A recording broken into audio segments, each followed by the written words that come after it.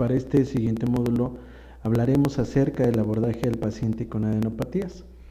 ¿A qué vamos a llamar una adenopatía? También conocida como linfadenopatía, linfadenitis o adenitis, es la presencia de ganglios linfáticos anormales en número, consistencia y tamaño. Este tipo de padecimientos muchas de las ocasiones en el servicio de consulta externa no es sobrevalorado.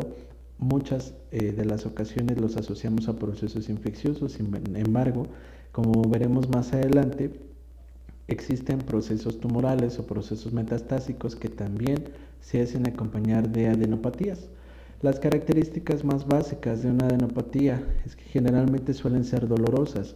Muchas suelen no ser dolorosas y siempre que estén relacionadas con procesos tumorales o de metástasis, nunca va a existir dolor. La gran mayoría, que son secundarios a infecciones, sí llegan a cumplir con esta característica. El tamaño. En cuanto al tamaño, en una persona adulta se puede permitir la presencia de una adenopatía no más de 1 centímetro. Para el caso de los pediátricos, no más de 2 centímetros.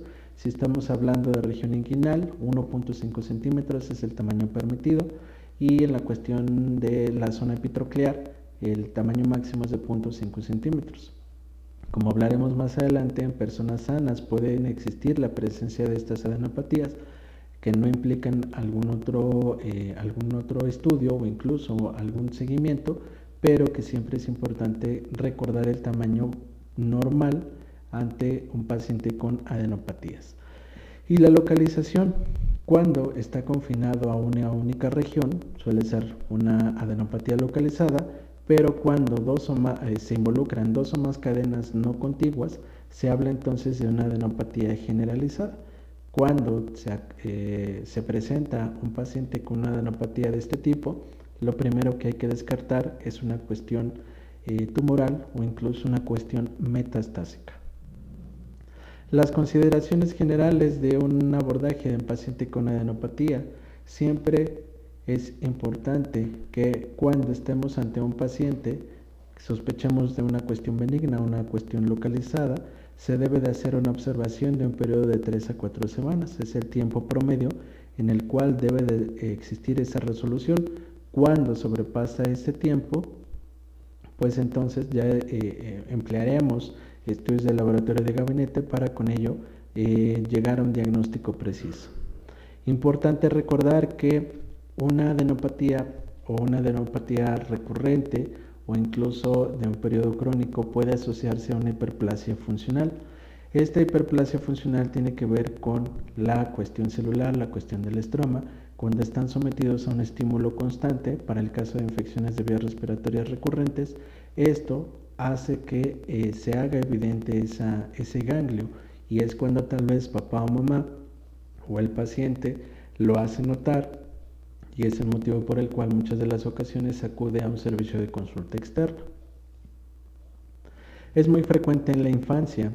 Esta frecuencia tiene que ver con la hiperplasia de ese tejido linfoide cuando existe una respuesta aumentada frente a antígenos, o incluso si el paciente presenta frecuencia de infecciones recurrentes, es fácil que llegue a presentar esa adenopatía.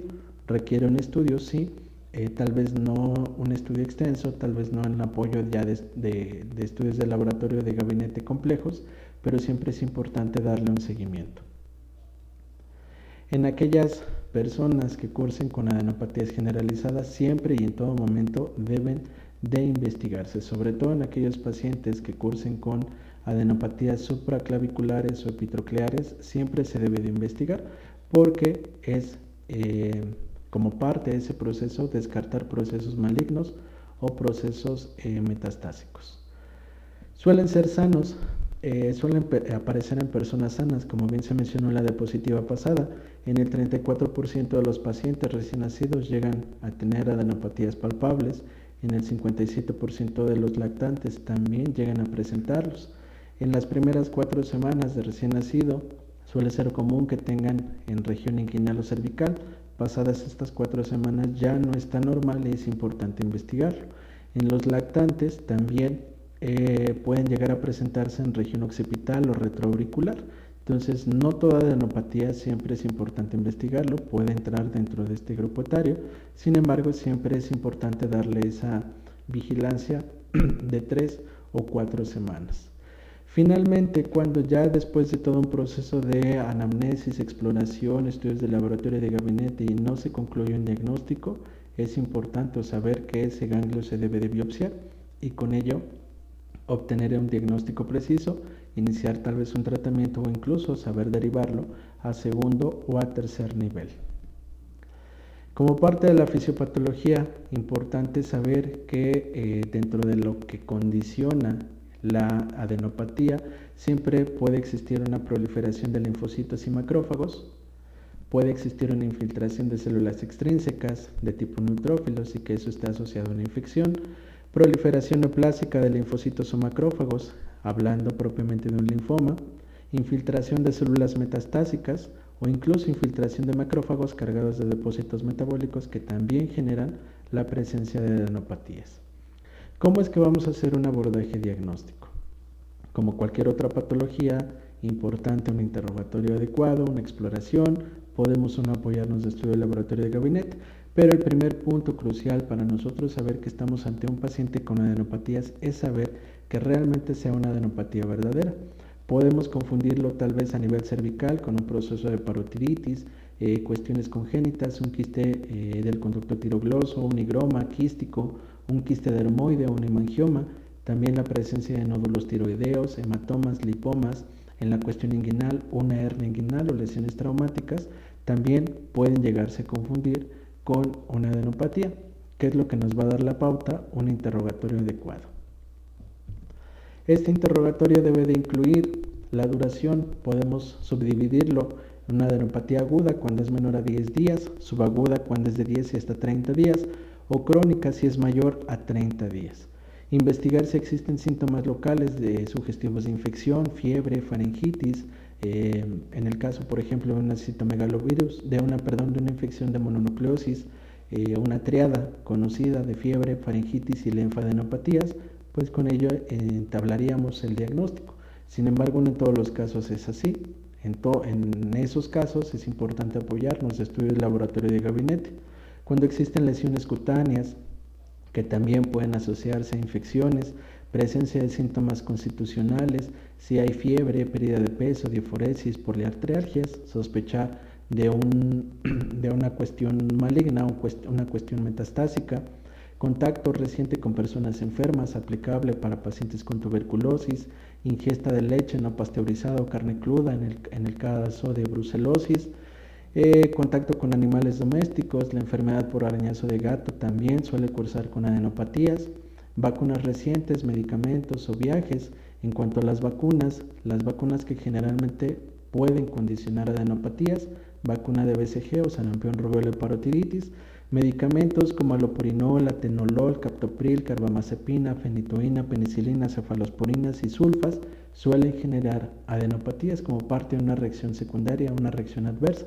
Así como generan fiebre, pueden generar adenopatías o incluso viajes a zonas endémicas y que tenga que ver o a sitios precisos como infecciones por histoplasmosis, coccidioidomicosis o enfermedad de Chagas, que también nos van a dar la pauta para poder sospechar o incluso solicitar estudios de laboratorio de gabinete.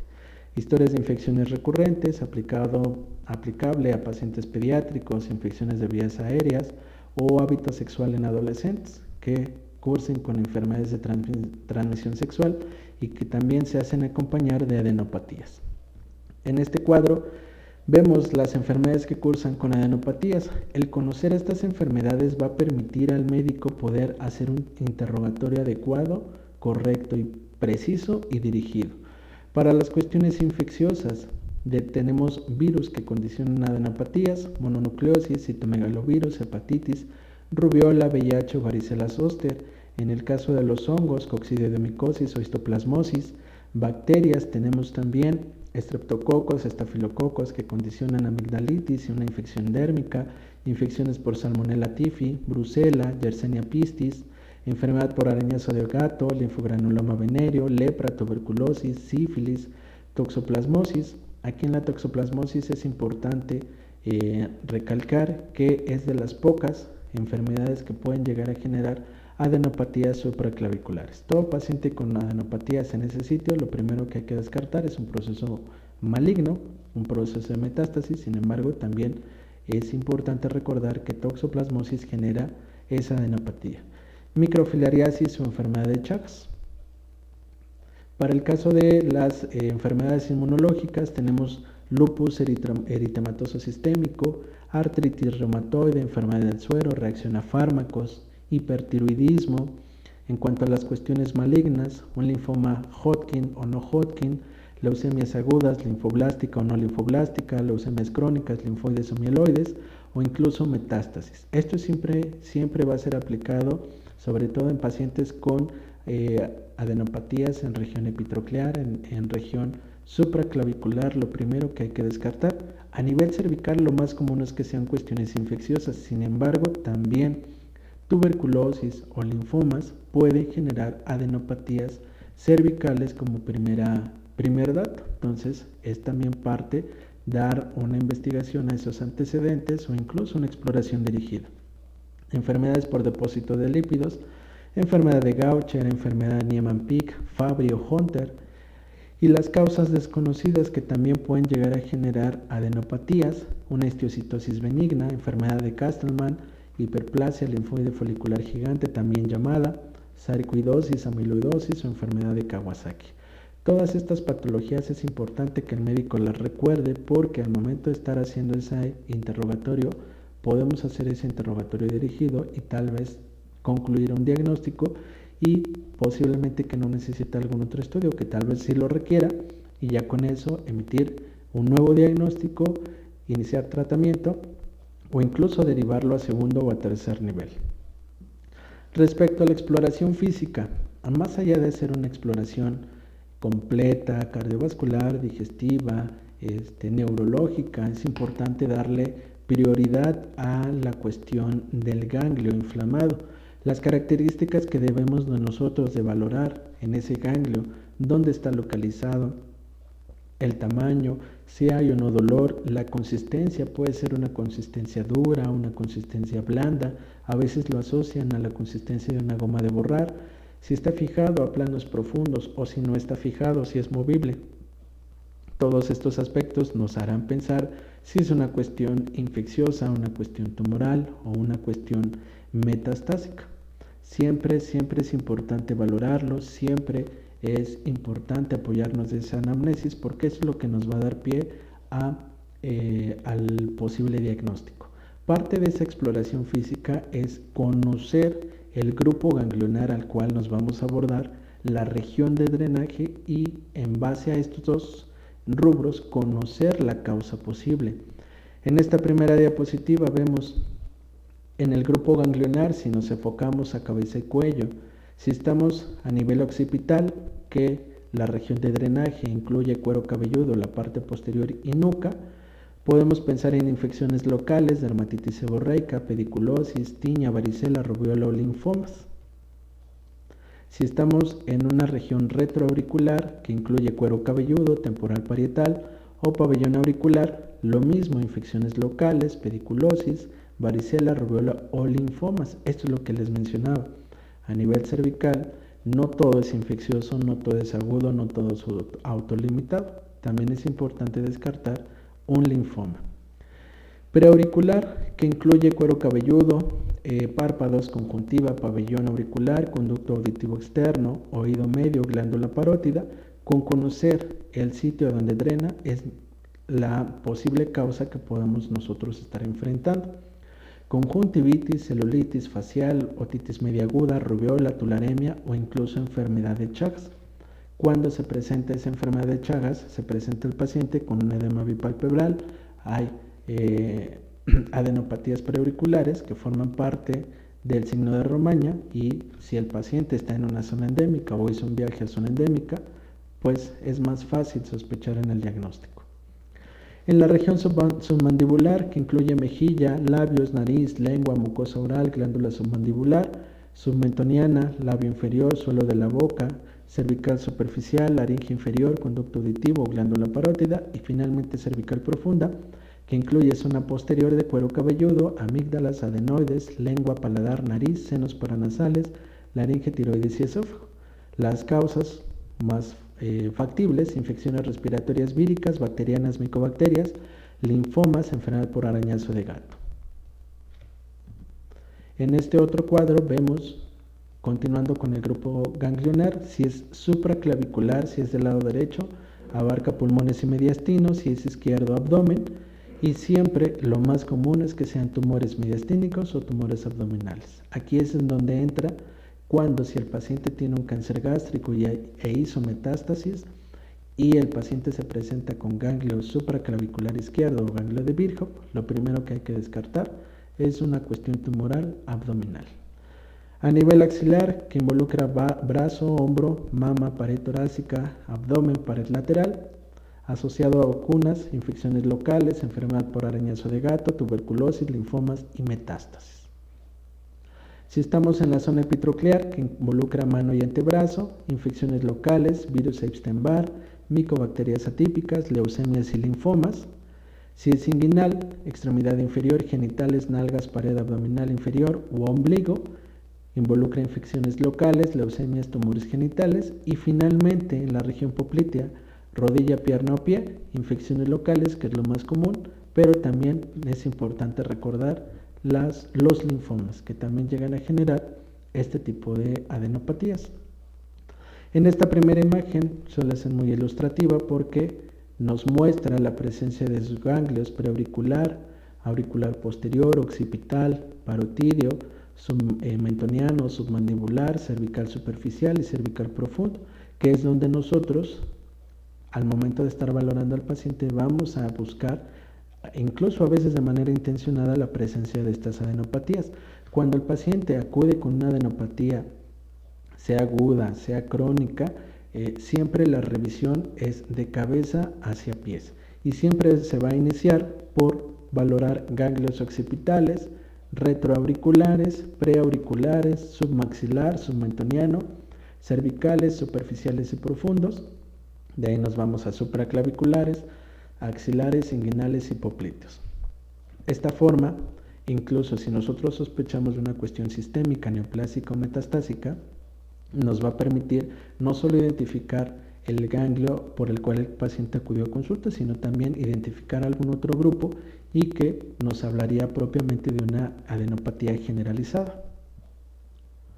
En estas imágenes vemos la presencia de una adenopatía occipital, una adenopatía submandibular, posiblemente hable de un proceso infeccioso, un proceso periodontal también puede generar, o incluso aquí pudiera también estar involucrado adenopatías cervicales anteriores, que puede ser desde un proceso infeccioso o hasta un proceso maligno. Muy diferente a estas otras dos imágenes en donde vemos la presencia de adenopatías cervical anterior y cervical profundo, seguramente esté adherido a planos profundos. En este paciente en particular se habla de un linfoma no Hodgkin y que si vemos cómo se presenta esa adenopatía, en este otro caso, la presencia de una adenopatía supraclavicular, lo primero que hay que descartar, un tumor maligno a nivel abdominal y que requiere o implica mayor estudio. En estas otras dos imágenes vemos a un paciente con adenopatía supraclavicular. Si nos enfocamos un poco más a la imagen, un paciente con bajo peso, posiblemente curse con fiebre, diaforesis, poliartrialgias, integrando un síndrome consuntivo, y con esta adenopatía lo primero que hay que descartar, una cuestión maligna metastásica. En esta otra imagen, el paciente con un edema bipalpebral, la presencia de adenopatías preauriculares propiamente de enfermedad de Chagas. Este es el signo de Romaña. Paciente que curse con este signo y que viva en una zona endémica o haya realizado un viaje a zona endémica, lo primero que hay que descartar es enfermedad de Chagas. En esta otra vemos la presencia de un ganglio o ganglio occipital, pero aquí vemos la presencia de lesiones. Esta es una enfermedad por arañazo de gato y estas son de las pocas que puede generar ganglios de manera crónica. Lo más común o lo general es que si son ganglios crónicos siempre es tumoral o metastásico. En este otro caso vemos una infección a nivel de dedo índice y vemos el trayecto de esa cadena linfática. Entonces, si nosotros hacemos una correcta exploración, podemos llegar a un diagnóstico inicial, podemos iniciar un tratamiento y sobre eso valorar en un plazo de 3 a 4 semanas la evolución de esa adenopatía. Una adenopatía submandibular, un proceso odontogénico, una periodontitis, una infección de vías aéreas, también puede cursar con esta adenopatía, no dejando a un lado las cuestiones malignas o incluso puede llegar el paciente a presentar una adenopatía submandibular y tener un cuadro de tuberculosis. En este otro vemos en la región inguinal. De entrada posiblemente podamos sospechar de una hernia inguinal, sin embargo parte de esa exploración es determinar si efectivamente es una hernia inguinal o es la presencia de un ganglio inguinal. Parte de ese proceso, de esa anamnesis, es investigar algún otro dato que nos haga pensar si posiblemente fuera una cuestión infecciosa o una cuestión que es importante darle seguimiento. En estas otras imágenes, la presencia de un ganglio epitroclear, siempre que el paciente tenga un ganglio epitroclear, hay que investigarlo. Y en este otro esquema, a manera de ilustración, vemos las zonas en donde se encuentran estos ganglios a nivel cervical, axilar pectoral, mediastínico, supraclavicular, iliar, paraórtica, ilíaca o inguinal femoral o poplitea, que son los sitios en donde siempre se deben de investigar esos ganglios. En esta otra imagen vemos nuevamente la presencia de ganglios preauriculares, submandibulares, cervicales anteriores, posteriores u supraclaviculares. La ventaja de esta imagen es que nos puede apoyar un poco a la presencia o el sospechar de una patología en cuestión. Si estamos en una cuestión preauricular, alguna infección por micobacteria, un linfoma, si estamos en cervical posterior, tal vez un problema propiamente tumoral, un proceso infeccioso. Si es supraclavicular, siempre va a ser tumoral.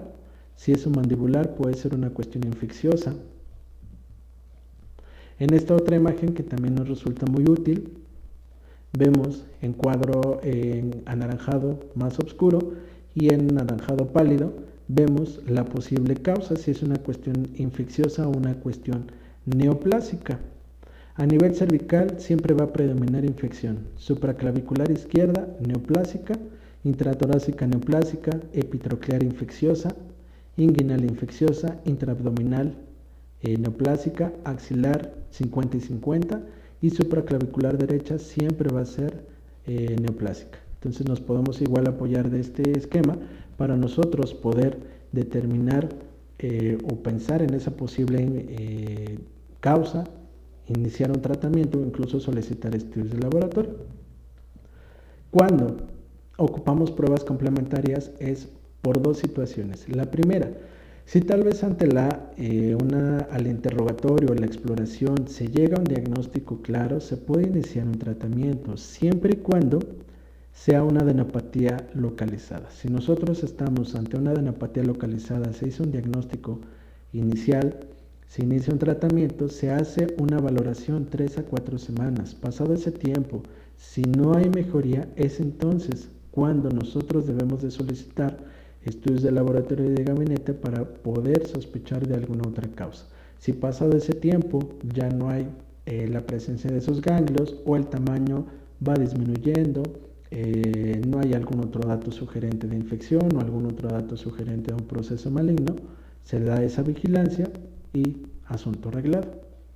Los estudios a realizar, los más comunes: un hemograma, velocidad de cementación globular, deshidrogenasa láctica, enzimas hepáticas, ácido úrico, prueba de tuberculina, radiografía de tórax, serología para virus Epstein-Barr, citomegalovirus o virus VIH.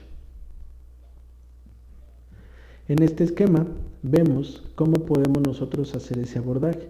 Si el paciente acude con un ganglio aumentado, hacemos una correcta exploración física, un correcto interrogatorio, llegamos a un diagnóstico determinado, realizamos un tratamiento empírico. Si ese diagnóstico no es concluyente o hacemos un tratamiento con antibiótico empírico y no hay mejoría, es entonces cuando nosotros solicitamos estudios de gabinete. En el hemograma podemos evidenciar la presencia de linfocitosis atípicos, que pueden ser sugerentes de mononucleosis o leucemias. si hay una neutrofilia o leucopenia con neutrofilia, una infección bacteriana, una infección viral, si hay granulocitos inmaduros, un proceso tumoral hematológico, si hay deshidrogenasa láctica y ácido úrico elevado, siempre pensar en linfoma o leucemia, o una placa de rayos X para evidenciar adenopatías mediastínicas, que esto involucraría una cuestión tumoral. Si aún así, con estos estudios de laboratorio no se evidencia una causa posible o un diagnóstico no determinado, podemos apoyarnos de dos cuestiones: una ecografía o una punción por aspiración con aguja fina, si el paciente lo amerita, o propiamente solicitar una biopsia. Esta biopsia, ¿cuándo se va a solicitar o cuándo nos podemos apoyar de estudios de ecografía o de punción? La ecografía nos va a permitir confirmar la naturaleza, nos va a permitir distinguir si es una adenopatía supurada o no supurada, que es la diferencia de una cuestión infecciosa o no, o incluso seleccionar el ganglio para poder biopsiarlo. En el caso de la punción por aspiración con aguja fina, nos va a permitir determinar la etiología. En pediatría suele estar ilimitado por las cuestiones de infecciones de vías respiratorias recurrentes, y la ventaja es que es una prueba accesible y una prueba rápida. Finalmente, si optamos por una biopsia ganglionar, hay que saber que en el 30 y hasta el 40% de los casos se puede omitir el diagnóstico. En el resto, caemos en el resultado de que es un resultado no concluyente y es importante darle seguimiento, seguir investigando. ¿Cuándo nosotros vamos a solicitar una biopsia? Cuando ese ganglio sea mayor a 3 centímetros o en el neonato sea mayor a 1 centímetro, cuando la consistencia sea dura o de goma, tenga una adhesión a planos profundos, sea supraclavicular o cervical inferior, como lo hemos visto en las imágenes, si se acompaña de citopenias no explicadas, un aumento de tamaño después de 2 semanas, si no disminuye después de 4 a 6 semanas de un periodo de observación, o incluso que no vuelve a un tamaño basal después de 8 a 12 semanas. Estas condiciones nos van a permitir poder solicitar una biopsia. Y finalmente, con estos dos últimos esquemas terminamos este pequeño módulo a manera de resumen y a manera de cómo poder nosotros valorar a ese paciente. En una cuestión de adenopatía localizada, si estamos ante una adenopatía cervical, podemos valorar orofaringe, dientes, encías, conducto auditivo externo, solicitar cultivos, anticuerpos contra Epstein-Barr, citomegalovirus, toxoplasma o una endoscopía. Si todo esto es concluyente, se inicia un tratamiento. Si no es concluyente, se biopsia ese ganglio. En la adenopatía axilar, valorar celulitis, enfermedad por arañazo de gato, esporotricosis, se hace un examen de mama, mamografía, biopsia, y si todo no es concluyente, una biopsia. La adenopatía epitroclear, buscar traumatismos, celulitis o lesiones supurativas. Si no hay resultado, no hay mejoría o con los estudios no se concluye, se tiene que biopsiar. Para el caso de adenopatía inguinal, pensar en una cuestión infecciosa de transmisión sexual, o en el caso de adenopatía mediastínica, si no, con los estudios no evidenciamos un proceso propiamente, se debe de biopsiar ese ganglio. Y finalmente, en este último esquema, siempre es importante apoyarnos de la historia clínica y un examen físico cuidadoso. Cuando el diagnóstico es un diagnóstico preciso, tal vez estemos ante una faringitis, conjuntivitis, micosis, una infección por arañazo de gato, se debe de tratar. Los antibióticos que generalmente se ocupan: cefadroxilo de 30 miligramos por kilo de peso al día, cada 12 horas vía oral. Se puede apoyar de cefalexina de 25 hasta 100 miligramos por kilo de peso al día, 3 o 4 dosis. Las cuestiones son odontológicas. Nos podemos apoyar de amoxicilina con ácido clavulánico, 50 miligramos por kilo de peso al día en 3 dosis, o clindamicina de 30 miligramos por kilo de peso al día, repartido en 3 o 4 tomas. La duración del tratamiento siempre va a ser de 10 días como mínimo, y se sugiere hacer un control a los 14 días para valorar la anatomía de ese ganglio. Si ese ganglio va disminuyendo de tamaño, ya desapareció, o incluso va aumentando, la consistencia cambia, pues obviamente hay que seguir investigando, solicitando estudios ya más específicos. Si estamos ante un diagnóstico sugestivo, pensando tal vez en una mononucleosis, sífilis, linfoma o VIH, se deben de solicitar esas pruebas específicas. Si tal vez el diagnóstico es inexplicado, si es localizado, tenemos riesgo de malignidad, se debe de biopsiar. Si no hay ese riesgo, no es una enfermedad grave, se puede observar de 3 a 4 semanas y vemos cómo responde. Si en un periodo de 6 semanas, 8, 12 semanas no regresa a su estado basal, se debe de biopsiar. Y generalmente toda adenopatía generalizada, supraclavicular, epitroclear, se debe dar un seguimiento y generalmente se debe de biopsiar. ¿Por qué? Porque es importante descartar procesos tumorales, procesos metastásicos y con ello nosotros identificarlo, tal vez iniciar un tratamiento o con ello derivarlo a segundo o a tercer nivel.